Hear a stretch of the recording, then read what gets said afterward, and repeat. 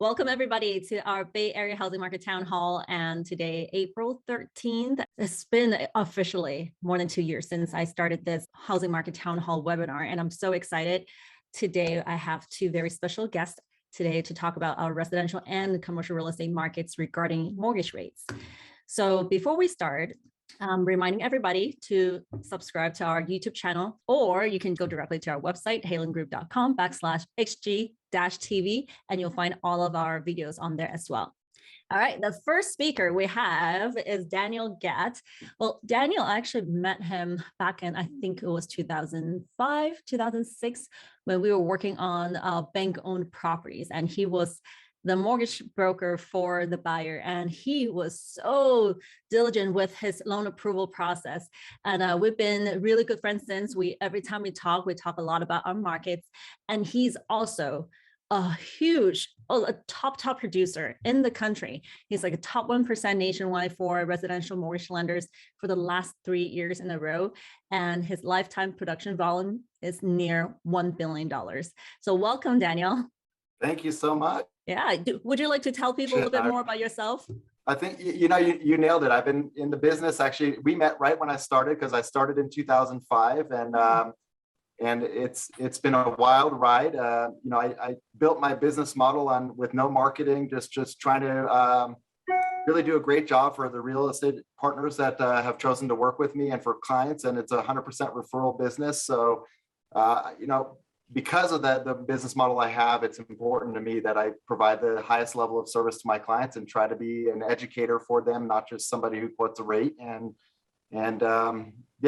excited to be here and to talk about the wild market we're in. Daniel is not kidding that he doesn't do marketing. Literally, I couldn't even find his professional headshot. And earlier today, I asked him, like, can you give me a headshot that has a little bit more upper body? He was like, oh, okay, I'll take a picture now. So he's not on Facebook, and he's just like, but he's so busy. And honestly, I think when I first met you in 2005 or 2006, I could not tell that you just started. Thank you. You were just so good. I had really good mentors that, and I knew to find out the right answers to questions instead of just giving the right just shooting out an answer. And then over the years, I feel like I've mastered this. Obviously, at this point, it's very natural for me. But I always wanted to, when I started in this business, I asked real estate agents, what do you dislike about this business most? And it was mortgage lenders who don't respond to you. They disappear when there's a problem. And I said, so we need good communication to be great at our jobs. So that doesn't seem like much of a challenge. That is very true. And that's exactly the same complaint that I have about lenders that I don't like to work with. So, but that's great. So thank you so much for being here and also joining into this conversation with us. Thank you. All right, and our next guest is Max Shapiro. So Max, he is the managing partner for Novateur Capital Investments, and he also has over 15 years of experience and have transaction experience comprising over $1 billion as well, and 50 million square feet across all product types throughout U.S. and Europe. As a matter of fact, Max and I, we both belong to the Northern California chapter, a CCIM chapter, and I've been working with him for the chapter for the last 2 years, and he is such a professional. When we need help, he's always the first one, like raising his hand, and he will offer his help. And I just feel like he's one of those people that I can really rely on. And that's why last year he was one of our 2 Volunteer of the Year award recipients. And so I'm so glad that Max is here to talk to us about from the commercial real estate side point of view in terms of the mortgage industry. So welcome, Max. Thank you. Thank you for having me. Yeah. Would you like to share a little bit more about what you do? Sure. So I'm here in the Bay Area. I've been here the last 4 years. I've been in commercial real estate since 2016. When I moved here, I opened my own advisory company, and I work with commercial real estate operators, developers in need of financing, and I kind of, I help them find loans, equity investments, and I advise them just in general. So great to do it here, and enjoy doing it. So thank you. That's awesome.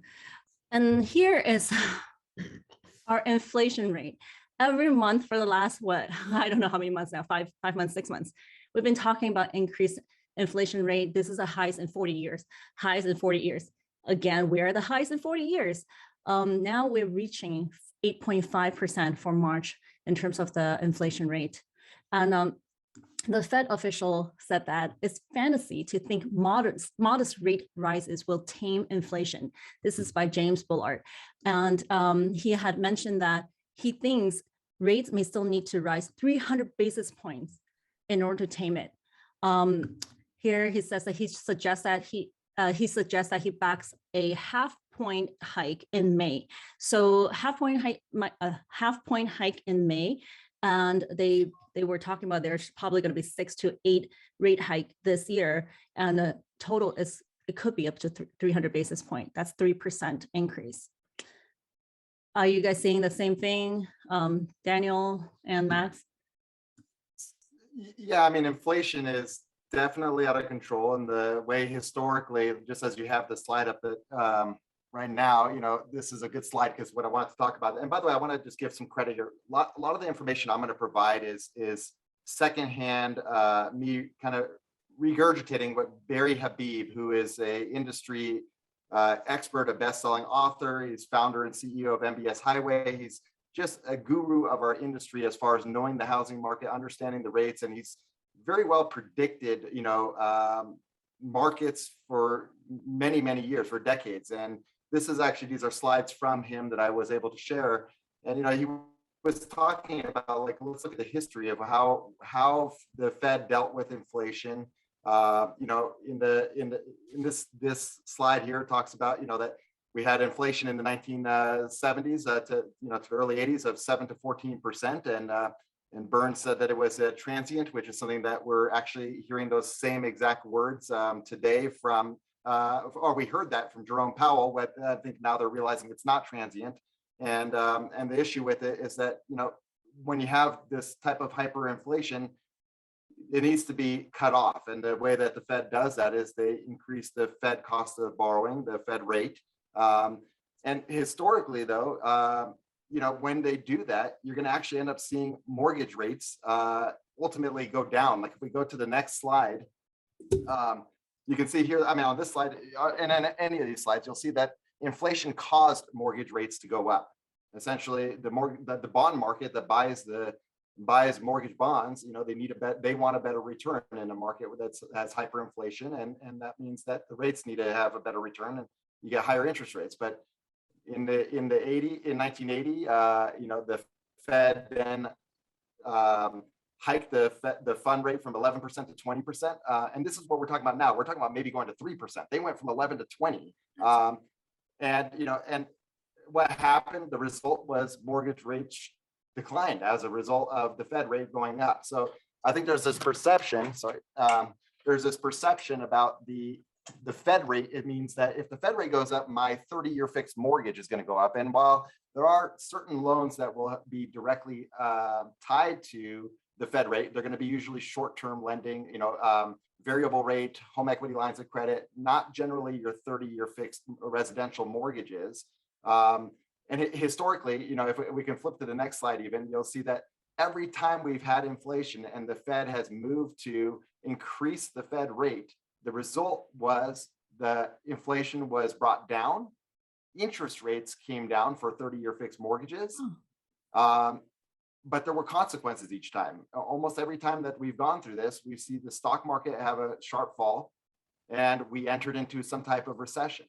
And you know, Barry was predicting that we may be entering into a recession maybe by the end of this year or beginning of next year, but he thinks it's going to be short-lived. And he also, along with the same data you pointed out, he still believes that the housing prices in the residential arena are going to continue to appreciate at a 5 to 9% rate, even with a depression, and you know, a short-term depression or recession, I should say. But historically, you can see from each of these slides, if you go through it, you just see that we've been through this. This is not, you know, it's not like, I guess we don't learn from history sometimes, right? Because the Fed should have taken steps much earlier to slowly increase their rate, and that would have avoided, you know, this sharp incline of of inflation that is now causing interest rates to go up, and it's likely going to cause problems for our economy for a short period of time. And so here it is today under Jerome Powell. Our inflation increased from 1.75. This slide was made a little bit ago, so it says to 7%. As you pointed out, now it's 8.5%, right? And he thought it was transitory. Now, so did some of his predecessors, and that's when we ran into trouble in the past too. And so now we've seen rates. It says higher inflation caused mortgage rates to rise from 2.5% to 3.375%. The reality is this slide is outdated already, and it's we've seen rates go from 2.5% to 5%. And now the Fed is tapering their purchases of mortgage bonds and treasuries. And what we're expecting is that as they bring up this Fed rate, same thing will repeat what it has in the history. We expect that mortgage rates will start coming down, and that we may come into a recession. So it's, whenever I get that question a lot, well, I need to get into my house quick, because I want to get in before the Fed raises rates. But the Fed only raised rates 0.25%. How do you account for the fact that interest rates went up 2.5%? It's because it's not tied to the Fed rate for the residential 30-year fixed mortgage rates. They're not correlated. And if they are in any way, it's that as the Fed raises it, if that stops inflation, because inflation is really the driving force of the rates. So if you can stop inflation, you'll bring interest rates back down. And then essentially that is a really good point. What you're saying is that the Fed is reactive to the inflation rate. So once they increase the Fed rate up to a point where the inflation started coming down, then mortgage rate is going to start pulling down again. So I guess this is one of the questions a lot of people are going to want to ask both of you is like, so how high the interest rate is going to go and how much lower it's going to come back down to? The one thing I've learned all these years in this business is you can always guess, but it's really going to be a bit of a guess if you're trying to predict where rates are going to be. But I want to say on the residential side, I don't think we're going to cross 6%. I think we're going to hover in the high 4s we're talking about conforming loans. There's different types of loans. There's jumbo loans, which you can still get rates in the mid to low 4s and maybe even the high 3s if you're paying enough points. But for conforming loans on a nationwide basis, we saw rates hover in the high 4s to low 5s. And I don't really think they're going to get much higher to maybe mid 5s before we start seeing them come back down a little bit. It's hard for me to imagine that just looking from a historical standpoint. Okay. How about you, Max? I think, probably so. One thing you've seen on the commercial side is just in the last couple of weeks, you've seen a sharp increase in commercial bank rates. So even like a month ago, banks were quoting, 5-year rates at 3.75, pretty even almost as low as 3.5%. So very low. Mm-hmm. The Fed raised rates by 25 basis points. And now I'm seeing bank rates in the high 4s, like 4.8%. So we're almost to 5%. Now, as Daniel was saying, when the Fed moves their rates, it affects the prime rate, which will have a direct effect on banks that lend based on the prime rate. Mm-hmm. It will have a more indirect effect on banks that lend based on other rates like the treasuries and other types of indexes. So it's not necessarily going to be a 1-for-1, but there's definitely been a huge jump in bank rates for 5, 7, and 10 years. And it'll be interesting to see what happens as the Fed continues to raise rates. Now, I think if we get above 5%, that will be the first time people will have seen 5% in a few years. If we get above 6%, I think the last time I saw 6% on a commercial rate was like 15 years ago when I was just getting when I first started investing, I was paying 7%. So yeah, so it's been a long time since we've seen anything that high. The bottom line is I can't tell you how high rates will go and what they'll come back down to because I don't know how much the Fed is going to hike their rates and what exact effect that's going to have on treasuries and the economy. But I think if we've already seen a significant increase in commercial rates just in the last 2 to 4 weeks. Yeah. And it's possible that we'll continue to see that, maybe not at quite the same pace, but some level of increase as this rate year continues, because the Fed has 6 more meetings, and they're saying they're going to, probably raise rates at every meeting. And if they're raising rates at, 25 to 50 basis points per meeting, then, the prime rate is going to go up significantly, which will probably have, again, as Daniel was saying, will have the highest effect on, on construction loans and other shorter term type of loans, Right. 2 to 3 years or less. It won't have as much of a direct effect on 5, 7, and 10-year rates, but those rates will still go up. In the near term, all rates, residential, commercial, are going to go up. And then ultimately, hopefully the effects that the Fed is trying to create, taming inflation, will start to bring rates back down. We've talked about inflation for the last few months already. My experience is that I do have more clients to say that they want to pull money out of the stock market because stock market is not that stable. It's quite risky right now. Do you see that as well? I think just overall, there's a lot of capital in the market, right? I mean, one thing to remember, you were mentioning the economy. The whole reason we have inflation right now is because the economy is strong and has been, getting strong since we kind of came out of the lockdown from COVID. So in a sense, it's good that we have inflation. It's not good that it's as high as it is, but it means the economy is actually doing well. And just because the Fed has started to raise rates doesn't mean the economy is going to slow down right away. That everything takes time, right? So the economy is still doing well. It should continue to do well. And, depending on how far the Fed goes in raising rates, depending on how far it has to go to tame inflation, will have some effect on, what happens, whether we go into, a recession or not. But I think, what's really important is there's just a lot of money out there looking for a home. And whether or not people are taking that money from the stock market, they don't have to. There's a lot of money already just looking for real estate, right? In the US in general, and specifically here in California and in the Bay Area, we're in a really good real estate market. So it's even more pronounced, right? Even if people leave their stock market money in the stock market, there's still plenty of money looking for real estate investment. So that is going to play a role. Certainly, with interest rates rising, borrowing rates rising, cap rates should also follow suit and start to rise. The question is, how quickly they'll follow suit, because even though borrowing rates have started to rise, you still have, a lot of money looking for a home in Bay Area real estate. So it doesn't mean, demand for commercial or residential product is going to go off a cliff. And I don't think you're going to see cap rates, go straight up. It'll be probably more of a gradual rise. Maybe Leon want to get some clarification. Is that so? The stronger connection is between inflation and 30-year mortgage rate rather than Fed rate and 30-year mortgage rate.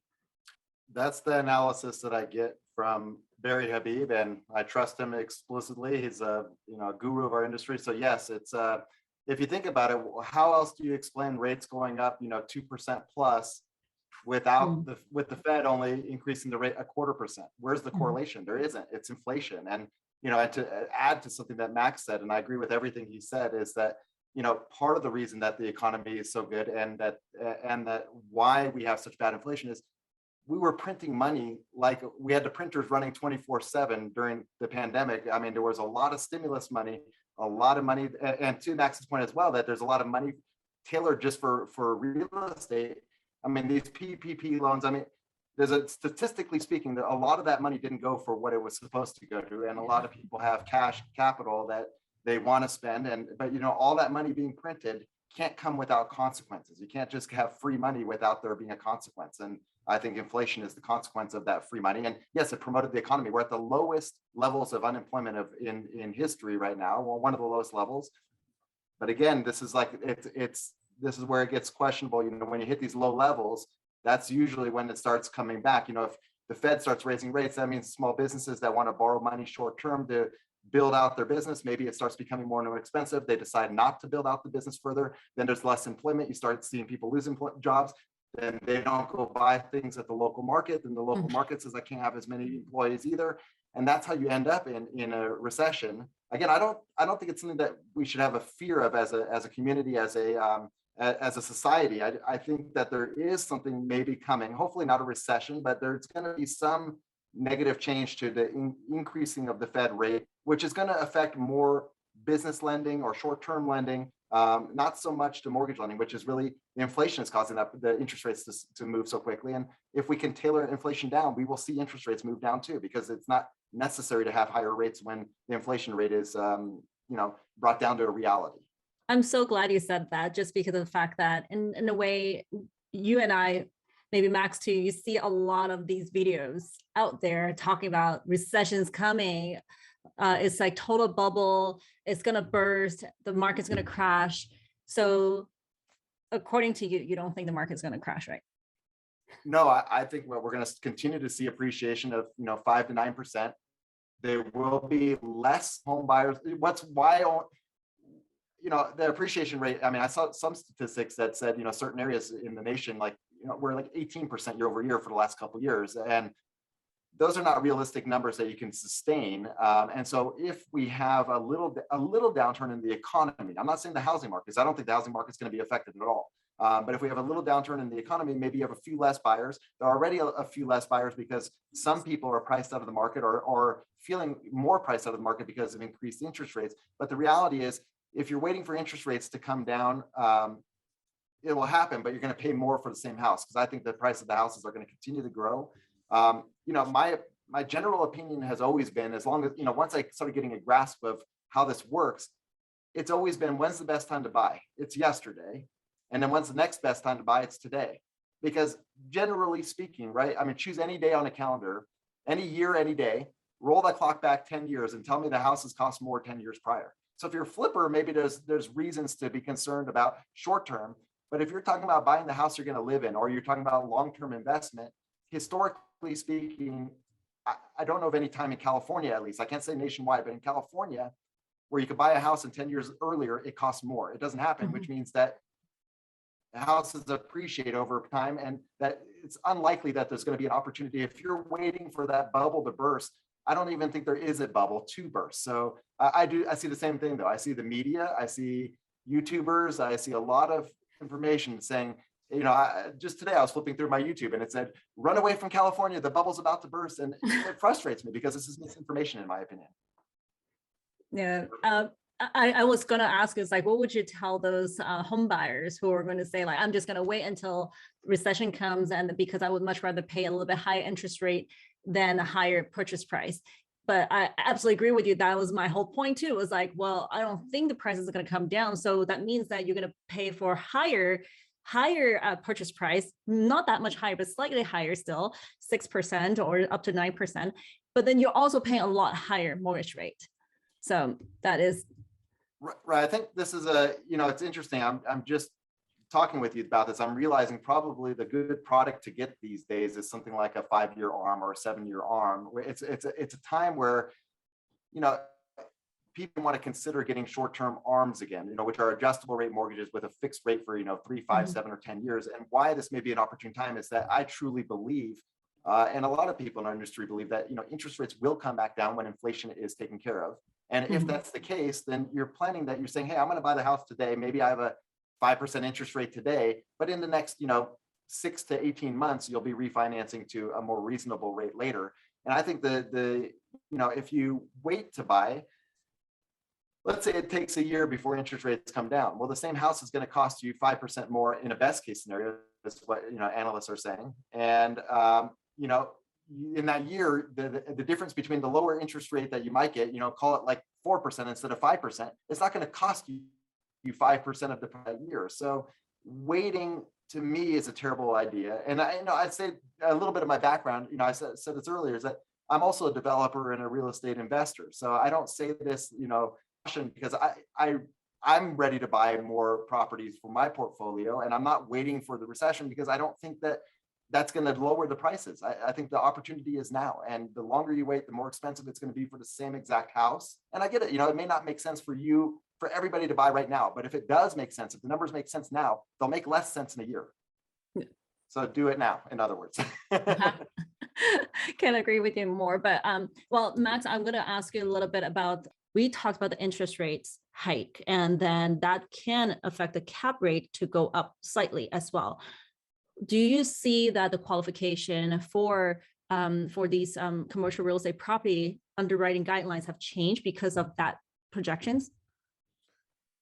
I mean, there is going to be some effect, right? Because when you're talking on the commercial side, people who buy commercial real estate, the bigger the property, the more institutional the investor, right? The more, kind of mortgage rates play a role to some extent, because they're doing a whole financial analysis, and that financial analysis includes, debt pricing and what the interest rate's going to be, and how much their debt service is going to be, and what their return is going to be, and all that kind of stuff. So yes, it does have an effect. That being said, interest rate is never and should never be the ultimate deciding factor in whether or not somebody buys a property. Not in commercial and not in residential, right? Like, a good buy is a good buy, and a bad buy is a bad buy, and whatever your mortgage rate isn't going to change that. Mm-hmm. So yeah, I think as long as the economy is strong, as long as there's capital in the market looking for a home. The other thing to remember too, and again, the larger the property you're talking about, the more this becomes a role. But you have large, institutional investors, pension funds, investment funds. They have to spend their money, right? They have to put money out. So there's like an automatic demand for real estate as long as money exists, basically. So, and it's very hard to completely quell that, right? You would have to have like a very serious recession. As long as the economy stays strong, and as long as there's a lot of capital in the world, which there's going to be a demand for real estate. Now, are interest rates going to affect that? Yes. A small increase in interest rates probably not going to have much of an effect. If there's a very large increase in interest rates, you'll probably start to see a slowing down of how quickly people buy and the prices at which they're willing to buy. Yeah, it is going to have some effect, right? But I think you need to have a pretty big change in interest rates to see a significant change to real estate demand. And that I mean, I can't speak as much to the residential market, but that really should be the case either way, right? Because and I'm not saying people think about it this way, but even if you take a mortgage, right, $1 million or whatever size mortgage, and you take a 3.75% rate, and you take that same mortgage and you do it at a 4.75% rate, that's like a 30-year amortizing mortgage, you'd be surprised that your monthly payment doesn't actually change that much. Certainly it's going to change. And the bigger the mortgage, the more it's going to change, right? But even for that large a change in interest rate, it's not like this huge change in the monthly payment that, that's going to like blow it out of the water and make you say, oh, I can't buy that house, right? Yeah, you'd be surprised at how much of a change in interest rates you can have without hugely affecting, what your actual monthly payment is. So yeah, I mean, I think as long as people have jobs, as long as their, income is increasing, and as long as we have shortage in housing supply, you're going to have, demand for housing. And I think for also multifamily industrial, for commercial lending side, since you guys are lending based on the income that the property is producing, and you're looking at a debt service coverage ratio, it has to be at least 1.25 still. Yeah. And so that is covered. And then a lot of investors are looking at the pro forma, how much rent they can actually increase, looking at how they feel in multifamily and industrial. The rent's going to continue to increase. Like we just saw was double digits. Of course, we're not going to be expecting double digits every single year, but I think a lot of investors are really bullish about these two market sectors, especially. Absolutely. Yeah. So Leon also have another question. Is like, are 5-year ARM rates lower than 30 years fixed? And by extension, the threshold for approval would be lower for ARM loans compared to 30 years for someone concerned about interest rates affecting buying power. I'm assuming this is for the residential, so I'll jump Yes. on it.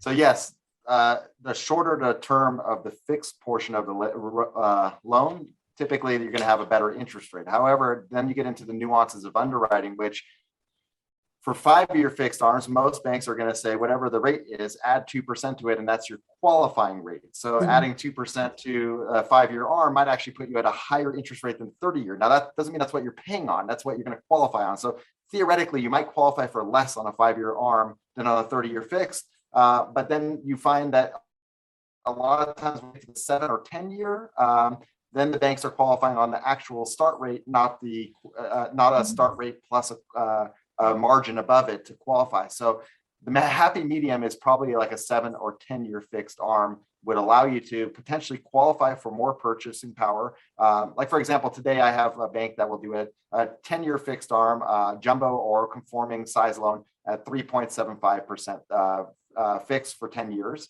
which is a great option to get in if you're on board with the idea that, you know, that history will repeat itself, meaning that we are going to go through this inflation. We're going to knock down the inflation. While we're going through it, rates are going to continue to go up. But at the end, there's going to be a light at the end of the tunnel, which is going to be these lower rates. And you know, if you believe in that, then you ideally want to take a loan that has the lowest cost possible and allows you to, you know, you don't care about the rate you get today. You care about what's the lowest cost I get today, because you're going to refinance in, you know, 12 to 24 months, let's say. And at that point, you're going to get that 30-year fixed mortgage. And if you're skeptical of what's to come in the future, you get the 30-year fixed mortgage and you hedge against any problems in the future that, hey, whether things get better or worse, I have a rate that's locked in for the life of my mortgage. Yeah, I hope that answered your question, Leon. Also, there are more questions here now. Do construction loans follow the market the same way that mortgage loans fluctuate with the market? So yeah, I'll take this one if that's okay. So yeah. Construction loans are gonna be more closely tied to what the Fed does, because the Fed affects the prime rate, and the prime rate is typically what banks use for construction loans. If you do a construction loan, typically it's an 18 to 24 month loan, and it's floating, which means if the interest rate goes up, then your rate will go up. If rates go down, well, a lot of times banks will build in a floor, so your rate might not actually go down, but at least it'll go up if rates go up. So yeah, a typical bank construction loan is, you know, 18 to 24 months. It's based on the prime rate, and you know, it's a spread over the prime rate, so it's like prime plus 1. So today the prime rate is 3.5. If you got a construction loan today, you know, it would be like prime plus 1, so it'd be like 4.5, and it would be floating. So the next time the Fed raises rates, your rate would go up. And so yeah, those rates will be affected and are directly tied to what the Fed does. Yeah, well, yeah, go back to, because it's short-term and not long-term loans. Okay, Right. Great. Do you have any data on what happens when rates are cut, like when Greenspan lowered rates starting in 2003? What was the question? I'm sorry. Do we have any data on what happens when the rates were cut, like what Greenspan lowered rates starting in 2003? Yeah, well, I mean, we continue to see appreciation in the housing prices. And, you know, it brought more buyers into the market. You start seeing more and more buyers as rates come down. There's more people that are qualified.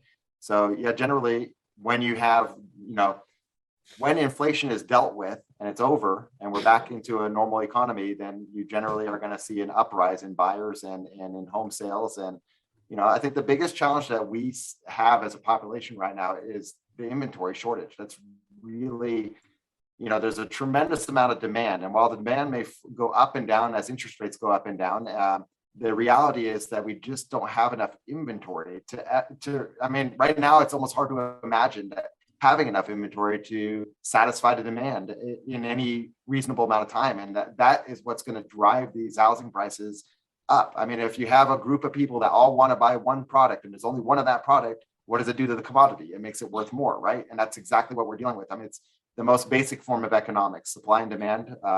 And so, unless there's something detrimental, like something terrible happening, I think that we're just going to keep seeing the same projections we have now, that everybody's saying, maybe in the most conservative approach, say a 3% appreciation rate in houses, and probably more realistic, maybe, somewhere in the single digit, but maybe even higher than that. And, I think that buying real estate is a great, I look at it as an investment. Like, where else can let's say you want to buy $1 million house. You have a $200,000 down payment. That $1 million house appreciates at 5%. That means your asset just went up $50,000 in the first year. Where else can you park $200,000 and make $50,000 in equity on it in 1 year, and then compound that the last 62 years, the average appreciation rate in the housing market is about 4.3%. So let's, maybe you don't make 5% on your money, but it's interesting. I ran a little calculation while we were chatting here. If you did buy $1 million house and you put 20% down, your mortgage, not including taxes and insurance, your mortgage is about $50,000 a year. So is your appreciation. What does that tell you? I mean, You're either making your landlord wealthy or you're going to make yourself wealthy. You choose, and that's the choice I looked at, and I said, hey, I got to buy real estate because either somebody's going to help me get wealthy, being my tenant, or I'm going to make myself wealthy by having a roof over my head. We all need a roof over our head. So anybody that's in a position that they financially are sound and comfortable, that they can afford the payments on a house, I really think it's the best thing you can do. I remember years and years ago, I read a statistic that over 70% of people in the United States that had a net worth over $1 million, it was because of real estate. I mean, I always try to be very careful when I say something like this, because I'm a realtor, and then people are going to say like, oh, you're saying this because you're a realtor. But let's say I'm not. I honestly, if I'm just speaking from a personal point of view, and I always have to think about like, what is the reason why we're buying a home? If somebody is really considering buying a home right now for their family, are you buying like the stability, buying security, buying, a peace of mind for your family, so that you guys don't have to worry about like the rent is going to go up next year, we're going to have to move somewhere if the landlord sells the property, and you have this fixed monthly mortgage payment. If the interest rate goes up, you don't have to refinance, but interest rate goes down, you can refinance. In my personal experience, I had to refinance several times, and we have saved thousands of dollars because we were able to do that, even though we bought at a high interest rate. And then on top of that, in the Bay Area, I know it's a lot cheaper living somewhere else, but in the Bay Area, when the price go up, literally the equity you get can buy another house in cash, right? And somewhere else. So I know there are people who say like, this is crazy. Why would you want to buy something so expensive in California or in the Bay Area? If you talk to people who have earned those kind of equity, they would say like, I'm so happy that I bought a house here in the Bay Area. And we have San Francisco and Silicon Valley just 45 miles away from each other. Where else can you find two giant economies that close to each other and supply all these employments to our big region, right? So I think this is one of the reasons why Bay Area is doing so well, including even despite such low cap rate, and still people are flocking over here to buy. I just kind of laugh every time when people talk about like, oh, California sucks, California taxes are so high. And it's like, nobody wants to stay here. It's like, well, we have a lot of activities here. Sorry, and that gets me very kind of like fired up when people talk about like how we have nobody wants to stay here anymore. Well, people are constantly coming to California. Yeah. And there are actually a couple more questions. Somebody said, I recall from 2010 a comment that borrowers will borrow as much as they can. From this sense, a rise in interest rates will limit how much borrowers can afford to pay, which affects home prices more than supply of housing. Any thoughts on this? I'm sure, Daniel, you want to say something. I do want to supplement on that as well, because we do have buyers in the same situation where some of our buyers saying like, oh my God, the interest rate had gone up. We can no longer qualify as much anymore. So we actually have to come down on their offer price. But with that said, this is why we see the offer patterns earlier, is that instead of seeing double digits number of offers, we see single digit nowadays, but doesn't mean that it's kind of like just like, instead of 20 offers, now we see 10 or 7 offers only, but the demand is just so high that there are still people buying. But Daniel, would you like to make a comment on this? I think you got it perfect. And I think the question was a really great question. So, reality is if we could say there was half of a buyer for every house in the market because of the higher interest rates, that would certainly be the case, that the prices wouldn't hold. Even, in other words, you can have a very small inventory if the entire population can't afford the houses anymore. But, you know, Max was talking about this earlier, it's almost incomprehensible. Like, if you, like, as a normal person who lives a normal life, it's almost incomprehensible to understand how much money is out there. Every year I've been in this business, I say, this is not sustainable. This market's not sustainable. Nobody can afford these houses. At some point, nobody can be here. And the reality is I'm wrong every year. And there's a line of people lined up. And it's really difficult for first-time home buyers, because especially they get in the market and it's such a shock how much things cost, and they're buying on the ragged edge of what they qualify for. And then maybe when rates go up, they have to lower their expectations of what they can buy. But the reality is there are, you know, especially in this area where you have a lot of tech industry, there is an enormous amount of money, and it's not running out for, you know, while some people have limitations, there's 10 times that many people that seem to not have limitations. And that's just the experience I'm seeing when I have clients tell me, hey, I made an offer. I was one of 40 offers on a house. Or I was, you know, even to your point, the number of offers per house are going down. And that's why we're going to see appreciation levels come down too, but not go in. It's not going to go down to the point that we see housing prices come down, because that's going to require that literally you have more sellers on the market than qualified buyers. And we're nowhere near that point at this. I can't even see that point yet. Absolutely. If I could just jump in, I mean, I'll say that as long as the strength of the economy is going to have more effect on the housing market than the interest rate. Now, that will change if there are extreme swings in interest rate, right? Then it certainly will start to have an effect. But as long as the economy is strong and people are optimistic, the housing market will continue to be strong. That's a great point, Max, because like our last slide, I was trying to blow through it real quick. It's like we talked about, like, the unemployment rate is at 3.6% now. We have a very healthy employment rate, and then we do have the wage growth is very healthy wage growth as well. So we do have some healthy economic factor out there to support why there's still so much money on the market. So I do want to ask one question that actually was emailed to me earlier, and this question was that for new home now have very long build-up times, about 14 months. For folks in a situation where they paid a deposit and signed agreement when interest rates were low, what options do they have when they're about to close but cannot secure a loan? That is, they are priced out due to affordability from the interest rates. Do you expect big builders to offer some assistance? And if so, what type of way? Have you guys seen any of these situations? I don't have a lot of buyers, you know, just that are buying new developments. I mean, a lot of our areas don't have land to develop, so it's you know, I don't see this often, to be honest with you. But it's a really good question. Yeah. I don't know. Sorry, go ahead. I was gonna say, I don't know if anybody else has any insight on this one. I know if someone else have any insights here, raise your hand or maybe help answer this question. And I know Susanna, she is part of our team, and she has done a few new constructions, and she talks to the developer as well. So if you're available, raise your hand and I'll allow you to talk later. Oh, there she is. Oh, who raised? Yeah, there you go. Hold on. All right, go ahead, Susanna. Hi, everyone. So I did call a few developers just before our call here. However, I cannot say exactly, you know, what is going to happen to that particular buyer who have already signed a contract so long ago. But for developers nowadays, as we can all see, the interest rate is rapidly going up. They try to only sell or start selling that when there are a completion date is only 6 months away, and they start offering programs that are maybe from 4 to 12 months extension for lock rate. But of course, there will be a cost to it, which could be 1% or more non-refundable cost to it for that extension.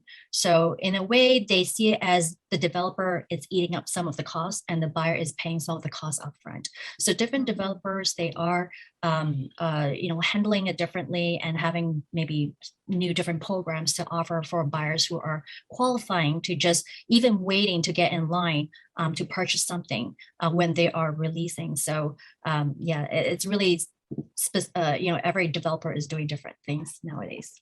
Yeah, and probably that's also a good learning lesson is that if you're buying something that doesn't close right away, within 30 days, you can unlock the rate. You might need to give yourself some cushion for your debt to income ratio, right? But otherwise, this is a huge, huge problem to have. If like by the time you get the house, now they're finished building, 14 months is a long time, and the interest rate can change quite drastically. Okay, so last question here is that from your experience and or historical data, will the Fed put more money into more multifamily housing during a high interest rate market? For example, low income housing developments. Max, you have any? I have some thoughts too. Question. Well, I mean, one thing is that it's not the Fed's job to do that. Well, I mean, okay, when money's expensive, it tends to be expensive for everybody. And when money's cheap, it tends to be cheap for everybody. So, you know, I would think that, you know, the better the economy is, the greater the chance that there will continue to be money available for low income housing development. Low interest rates certainly help that more than high interest rates. But again, I think it's more based on the overall economic health. I'm not a specialist in, I mean, I'm not an economist and I'm not a specialist in low income housing development, but that would be, you know, the best answer I can probably give right now. Yeah, as a matter of fact, I was talking to a housing authority of Santa Clara County last month, I believe, regarding one of the projects that we were trying to help our clients, and the goal was to see if they would like to build low income housing in this lot. But they were sharing some insights. It's just that there's so many requirements in order to qualify those tax credit financing, and so. The idea is great that they say like, oh, we will give you money to build more low income housing, but then there are just still so many requirements. Which area, not every area that they will give you the financing to build low income housing. So I thought, oh, well, this property is actually located in a medium or lower income area. That would be great for low income housing. They said, no, they want developers to build low income housing in, let's say, Palo Alto, Saratoga, you know, very expensive areas. But then probably the residents there may not be very supportive of that idea, right? So there's just so many restrictions, so many bureaucracy regarding building that makes it so hard for us to increase supply. I think there's just so much more work for the government to do to really help the developers to build. Developers want to build because they do want to make money as well, but their hands are tied. Like I mentioned earlier, developers have to cancel deals because of construction costs, because of the housing impact fees, et cetera, et cetera. So we have a project just down the street from my place. It started when my eldest was in kindergarten and he's now going to middle school. Still hasn't broken ground yet. So this is what we have to deal with. And with that said, we did go over about 6 minutes now. Thank you so much for all the great questions, everybody. And thank you so much for Daniel and Max to give us your insights. It's been so fun talking about this. If you guys have any ideas or have any suggestions, what topics you want to listen to next time, please feel free to email me, helen@haylengroup.com, and be sure to subscribe to our YouTube channels so that you'll get notified as soon as these videos are posted on our YouTube channel. And I'll talk to you soon. Bye.